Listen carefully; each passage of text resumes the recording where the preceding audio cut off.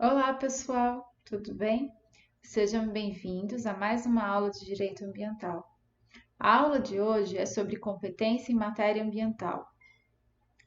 Essa matéria é muito importante porque é a partir da competência que se define os poderes de cada esfera executiva, União, Estados, Distrito Federal e município, para legislar ou para planejar e executar os atos administrativos necessários para promover o desenvolvimento sustentável.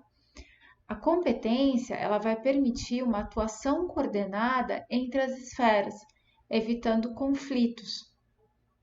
Em algumas situações, a competência vai ser de uma única esfera.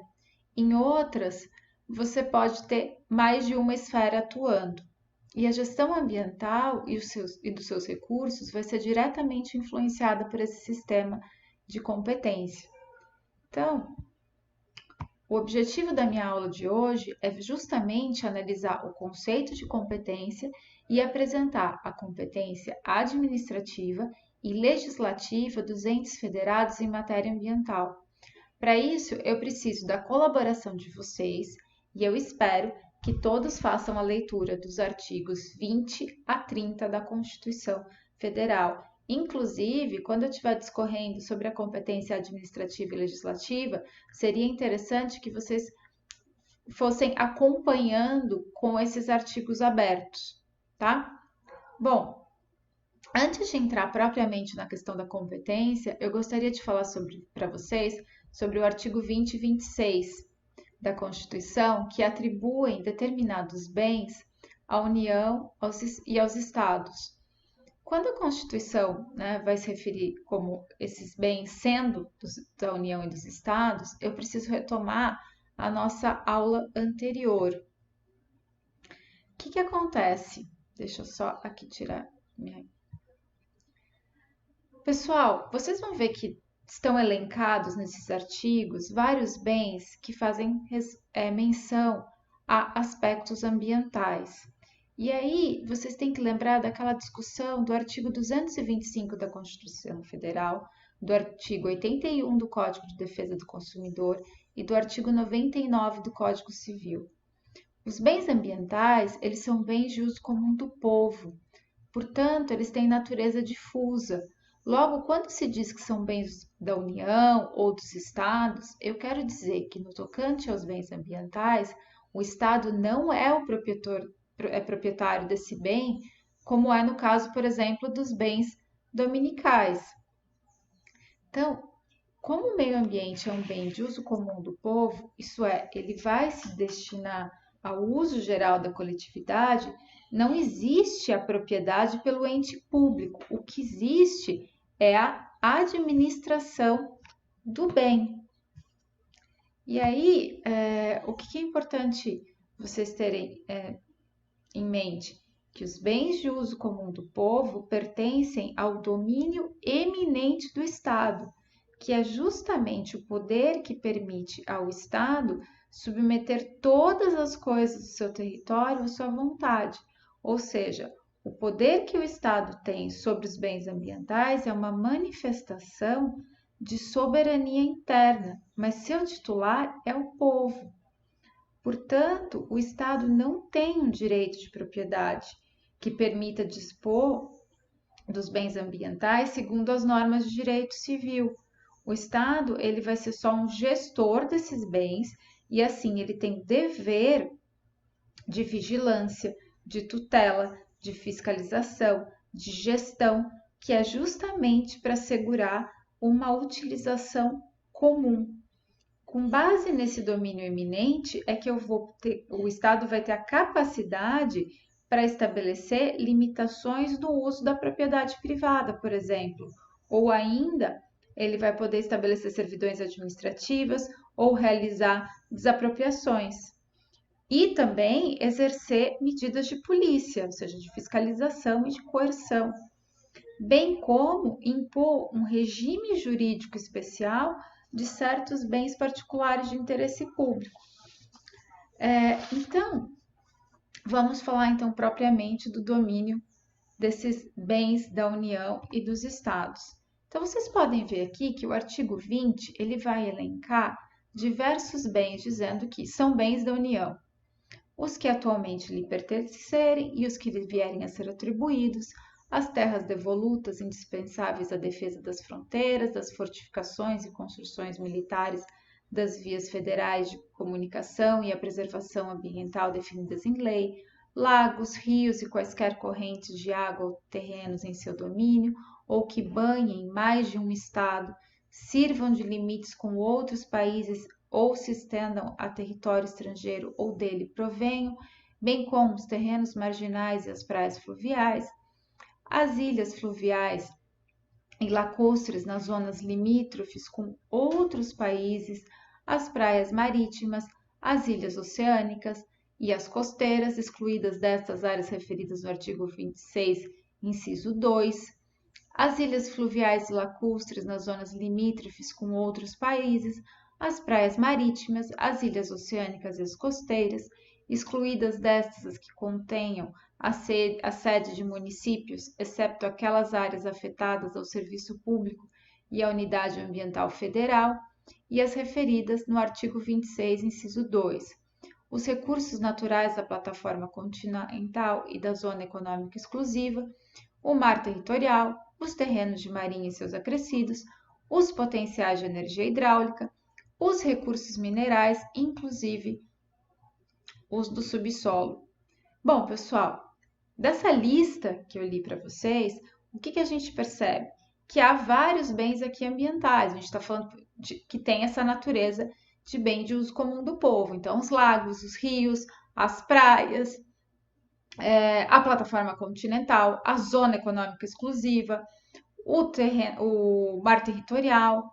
Então, qual que é a influência? Isso quer dizer o seguinte: quem tem o domínio tem o dever de gestão. Então, a União aqui, ela tem um dever direto de administrar e executar atos no sentido de regulamentar o uso desses bens ambientais, de forma que isso possa ser feito de forma comum.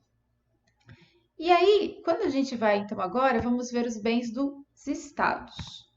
Então, por sua vez, no domínio dos estados, vai se dizer o seguinte: inclui-se entre os bens dos estados as águas superficiais ou subterrâneas, fluentes, emergentes e em depósito, ressalvadas nesse caso na forma da lei as decorrentes de obras da União, as áreas nas ilhas oceânicas e costeiras que estiverem no seu domínio, excluídas aquelas sob domínio da União, municípios ou terceiros, as ilhas fluviais e lacustres não pertencentes à União, as terras devolutas não compreendidas entre as da União. Então, pessoal, esses são os bens dos estados, né, que são atribuídos aos estados. O que é importante colocar aqui? Que o caso, por exemplo, das águas superficiais subterrâneas são bens de uso comum do povo. Então, portanto, o que se tem aqui é um papel de gestor, ou seja, não comparar isso com bens dominicais que os estados poderiam simplesmente alienar essas águas. Essas águas têm que ser regulamentadas de uma forma que elas permitam o uso comum. Isso também não quer dizer que eu posso chegar e dizer, não, se é um bem de uso comum, eu posso me apropriar da água. Não, eu tenho que obedecer os regulamentos e as condicionantes que foram impostas para utilizar essa água. Bom, pessoal, então, vamos lá agora para a questão da competência. Deixa eu ver se eu consigo passar o slide. Bom, o que é a competência? A Constituição Federal de 88, ela adotou o Estado Federal. Ele vai se fundamentar na ideia do princípio da autonomia e da participação política. A Federação Brasileira, ela é composta pela União Federal, os estados, os municípios e o Distrito Federal, o que vocês podem ver no artigo 18. Essa composição se organiza 3 escalas de poder, que é a nacional, estadual e a local, sendo que cada uma tem as suas atribuições próprias. Então, a Constituição, ela vai estabelecer um sistema de repartição de competências, que são administrativas, legislativas, tributárias, jurisdicionais, por meio do qual se dimensionou o poder político e se garantiu a autonomia de cada uma dessas entidades federativas. Então, a competência nada mais é do que uma faculdade juridicamente atribuída a uma entidade ou de um órgão ou agente do poder público para emitir decisões. A competência são justamente essas diversas modalidades de poder de que se servem os órgãos ou entidades estatais para realizar suas funções. Ela é um mecanismo que favorece a eficácia da ação estatal, evitando conflitos e desperdícios de esforços e recursos entre esses entes. Ou seja, ela vai organizar como se dividem os poderes em um território em que incide mais de uma ordem jurídica. Eu tenho dois tipos de competências. A competência administrativa, também chamada material, e a legislativa. A primeira cabe ao Poder Executivo e diz respeito à faculdade para atuar com base no poder de polícia, seja ele preventivo, repressivo ou simplesmente ordenador. Ao passo que a segunda cabe ao Poder Legislativo e diz respeito à faculdade de legislar a respeito dos temas de interesse da coletividade. Então, agora vamos abordar essa questão da competência material. O que é importante vocês saberem sobre essa competência material? A competência material, ela vai versar sobre o desempenho das ações administrativas inerentes aos diversos entes da administração pública. Além disso, ela se trata de um poder-dever da administração pública de responsabilizar-se pelas competências que lhe foram atribuídas. Além disso, a gente tem eu preciso que vocês tenham atenção ao uso dos verbos. Então, os verbos que vão estar nessa competência material vão ser relacionados a organizar, instituir, proteger, prestar. Essa competência, pessoal, ela vai se dividir em competência exclusiva, remanescente e comum. E a gente vai ver cada uma dessas competências. Então, vamos lá. Aqui eu vou tirar o meu vídeo de novo. Então, a minha competência exclusiva, ela tem como foco garantir que um determinado ente seja o único responsável pelo cumprimento administrativo relacionado a uma obrigação. Por exemplo, por exemplo, não. Elas estão todas elas localizadas. Eu tenho a competência exclusiva. A competência exclusiva tem como foco garantir que um determinado ente seja o único responsável pelo cumprimento administrativo relacionado a uma obrigação. O artigo 21 reúne as competências exclusivas materiais da União, isso é, as atividades e encargos que a União está habilitada a desempenhar, sejam elas de cunho político, administrativo, econômico ou social. É nele que se reúnem as principais atribuições executivas e não legislativas da União. Essa competência ela não pode ser delegada. Então, no artigo 21, tudo que vocês lerem ali é competência exclusiva da União e só ela que pode fazer. Vocês vão ver ainda que várias das questões que estão postas nesse artigo 21 remetem a bens que são o quê? Da União. Por sua vez, a competência exclusiva também pode ser dos municípios e está prevista no artigo 30, que é, por exemplo, a competência exclusiva para o ordenamento territorial e gerir os serviços de interesse local. Já o artigo 25, parágrafo 1º, vai tratar da competência remanescente. Essa competência remanescente, ela reserva aos estados as competências que não lhes sejam vedadas pela Constituição. O que isso quer dizer? Que no âmbito da competência material ou de execução, se não for competência exclusiva da União, ou seja, não está previsto no artigo 21, não é competência exclusiva do município, ou seja, não está previsto no artigo 30, cabe ao Estado. O artigo 23 fala da competência comum.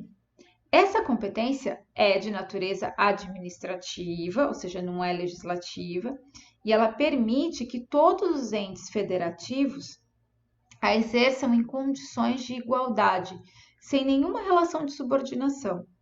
A atuação de um não exclui a dos outros. Ela é extremamente importante na área ambiental, pois se vocês lerem o artigo 23, vão ver que a gestão ambiental é uma competência comum entre todos os entes. Por exemplo, vamos lá, o artigo 23 vai dizer o seguinte, é de competência comum promover a melhoria das condições de saneamento básico, registrar, acompanhar e fiscalizar condições de direito de pesquisa e exploração de recursos hídricos e minerais em seu território.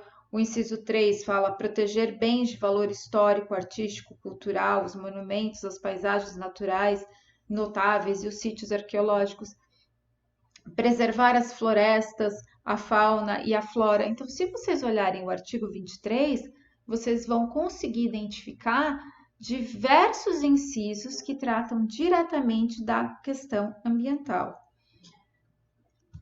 E aí, o que acontece, pessoal? Como a atuação de um ente não exclui o outro, essa competência gerou inúmeros conflitos e decisões opostas. Para minimizar essa situação e ordenar a forma como se exerce essa competência comum em matéria ambiental, se editou a Lei Complementar 140 de 2011. Essa lei, ela de certa forma, traz algumas diretrizes para como vai se exercer essa competência comum em matéria ambiental, tá? Bom, dito isso, vamos então para a competência legislativa. O que é a competência legislativa? É a competência que estabelece, que permite estabelecer normas jurídicas, editar regras e fixar princípios dominantes disciplinando as atividades políticas e administrativas. Ela vai se dividir em competência privativa, concorrente, remanescente, exclusiva e suplementar. Vamos então ver cada uma delas? Bom, pessoal, então como eu ia falando para vocês, vamos retomar. A minha competência legislativa, ela vai se desdobrar em competência privativa, competência concorrente, competência remanescente, competência exclusiva e competência supletiva dos municípios. Bom, começando pela competência privativa, que está prevista no artigo 22 e cabe à União, se vocês lerem o artigo 22, vocês vão perceber que há uma correspondência entre as competências materiais da União, que estão previstas lá no artigo 21, que é competência material exclusiva, e suas competências privativas legislativas. Isso ocorre porque a execução das atividades que estão ali previstas no artigo 21 tem que se basear em uma norma legal emanada pelo próprio ente. Por isso existe essa correlação entre o artigo 21, competência exclusiva material, e o artigo 22, competência privativa legislativa da União, tá? Ao contrário da competência material exclusiva, que não permite delegação aos estados, a competência privativa permite que a União autorize os estados a legislar sobre as matérias previstas no artigo 22. Já a competência concorrente, ela está prevista no artigo 24, que estabelece justamente a competência concorrente entre União, Estados e Distrito Federal. O foco desse tipo de competência é promover uma repartição vertical na atividade legislativa.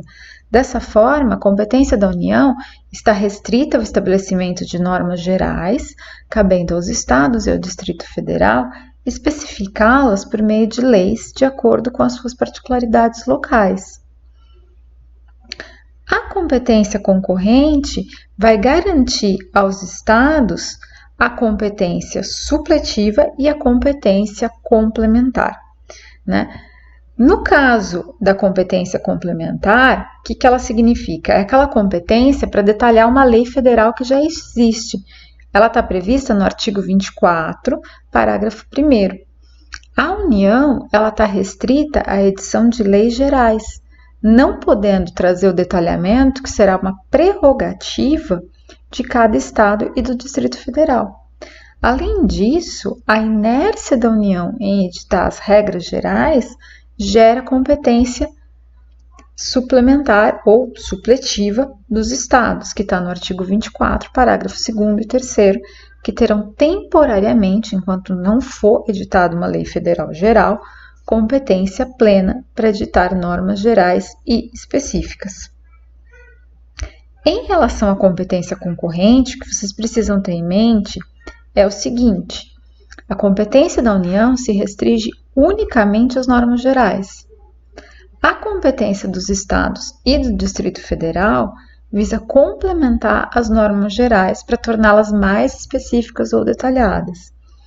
E os Estados, eles podem legislar de forma geral se a União não tiver regulamentado as matérias previstas no artigo 24 da Constituição Federal. A superveniência de lei federal geral suspende a eficácia da lei estadual no que essa for contrária. Se a lei estadual for compatível, ela continua válida. A competência concorrente é importantíssima para o direito ambiental, pois se vocês verem, cabe à União e aos Estados legislar de forma concorrente sobre. Então, vão lá para o artigo 24. O inciso 6 vai dizer florestas, caça, pesca, fauna, conservação da natureza, defesa do solo e dos recursos naturais, proteção do meio ambiente e controle da poluição. O inciso 7º vai dizer proteção ao patrimônio histórico, cultural, artístico, turístico e paisagístico. E o 8º, responsabilidade por dano ao meio ambiente, ao consumidor, a bens e direitos de valor artístico, estético, histórico, turístico e paisagístico. Ou seja, aqui a gente tem a base de toda a proteção ambiental. Então, a proteção ambiental, do ponto de vista legislativo, se dá eminentemente por meio dessa competência concorrente. Quanto à nossa competência remanescente, ela está prevista no artigo 25, parágrafo 1º, que vai amparar não apenas a competência remanescente material, que a gente estudou há alguns minutos atrás, mas também a legislativa. Os estados vão poder legislar sobre todas as matérias que não lhe forem vedadas pela Constituição Federal. E quais são essas matérias? Aquelas que estão no artigo 22, que trata dessa competência privativa, e aquelas que estão no artigo 30, que são competência dos municípios. Deve-se ressaltar que lei complementar federal pode autorizar os estados a legislarem sobre as matérias relacionadas no artigo 22. Já aqui, a competência exclusiva do município, ela se encontra no artigo 30, inciso 1º, e a suplementar no artigo 30, inciso 2º da Constituição Federal. Então, o que fala esse artigo? O artigo 30, ele vai dizer: compete aos municípios legislar sobre assuntos de interesse local, e o inciso 2º, suplementar a legislação federal e estadual no que couber.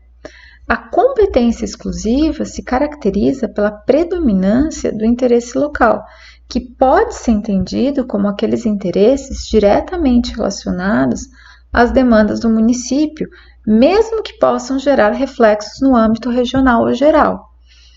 O Judiciário foi acionado em diversos casos para julgar a constitucionalidade de leis municipais diante da necessidade de verificar se realmente a norma municipal atende ao interesse local em matéria ambiental ou se extrapolou essa competência. O município, ele é competente para legislar sobre meio ambiente, desde que se respeite o limite desse interesse local e que o regramento municipal seja harmônico com as normas estaduais e federais.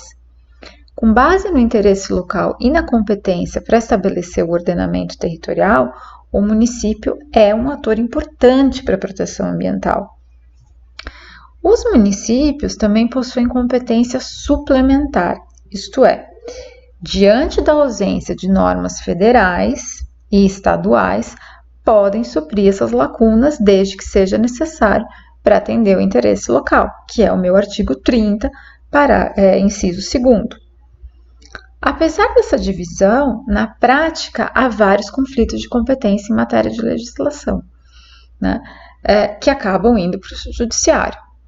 O STF tem vários temas que foram reconhecidos, inclusive de repercussão geral, e aguardam decisão de plenária, né? Esse é um exemplo exemplos que são muito marcantes são relacionados a leis municipais e essa questão se realmente há um interesse local ou se extrapolou o interesse local, e casos clássicos é o caso da distribuição das sacolas plásticas ou ainda da proibição de soltura de fogos de artifício e artefatos pirotécnicos que produzem estampidos. Então, por exemplo, a controvérsia que tem em relação à proibição da soltura de fogos está relacionada a esse poder municipal de legislar em matéria ambiental para evitar poluição sonora, por exemplo, e o conflito é que você tem uma lei federal regulamentando o uso dos artigos pirotécnicos, classificando-os como conforme a presença ou não do estampido, a quantidade de pólvora, e que, portanto, o município ele podia apenas complementar essa lei, mas não proibir de forma absoluta a utilização do produto. Né? E aí o argumento que se utiliza é que haveria outras formas de contornar essa questão da poluição sonora, do incômodo à vizinhança, enfim, dos danos à fauna, por meio de artifícios como definição de zonas onde pode ou não pode, fixação de horários. Porém, é um assunto que ainda vai ser deliberado pelo STF. Outro exemplo que a gente tem aqui, que eu quero até que vocês leiam, é quando um dos entes decide estabelecer alguma política pública em um bem que não lhe pertence. Então, esse foi o caso do Decreto 53526, de 2008, que cria a Área de Proteção Ambiental Marinha do Litoral Centro, e o Executivo Estadual ele fica inseguro de instituir, né, de legislar e de criar uma lei para proteger essa área por medo de invadir a competência da União, já que o mar territorial é um bem da União. Então, eu queria que vocês lessem esse caso, que já está disponível no Moodle, e vejam como a Procuradoria ali arrazoou com base na competência concorrente para legislar e na competência comum para gerir os bens ambientais, tá? Então, é isso que eu tinha para falar de competência. Então, para finalizar, o que eu preciso que vocês lembrem? Que o meio ambiente pertence a toda a coletividade, que o Estado é o gestor desse meio ambiente e que, portanto, a medida como vai se dar essa gestão do Estado, ela está estabelecida na Constituição Federal, que atribuiu a cada ente administrativo competências específicas.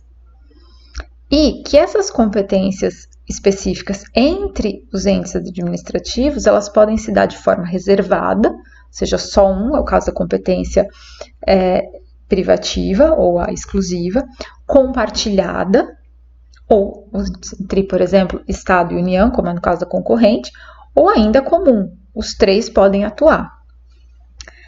Essas competências elas vão se dividir em administrativa e legislativa, sendo que cada uma dessas categorias tem as suas subespécies. Essa organização constitucional ela contribui, mas não impede a ocorrência de conflitos, né? Então, em muitos casos, vocês vão ver na prática de vocês, de repente, terem legislações municipais sendo questionadas frente à lei estadual ou federal, ou legislação estadual sendo questionada frente à legislação federal, ou ainda ter uma legislação que se fica na dúvida se aquele ente poderia ter emitido aquilo diante que se trata de um bem que é de propriedade de outro. Então, assim, esses conflitos podem ocorrer e aí quem vai solucionar isso vai ser o Poder Judiciário. É importante salientar que eu preciso que vocês leiam os artigos de 20 a 30 da Constituição Federal e eu quero que vocês leiam o caso da APA Marinha. Também seria importante que vocês pegassem e lessem os textos que eu separei e deixei no Moodle como leitura obrigatória, tá? Então, por hoje é só. Eu espero que vocês tenham gostado dessa aula e até a próxima!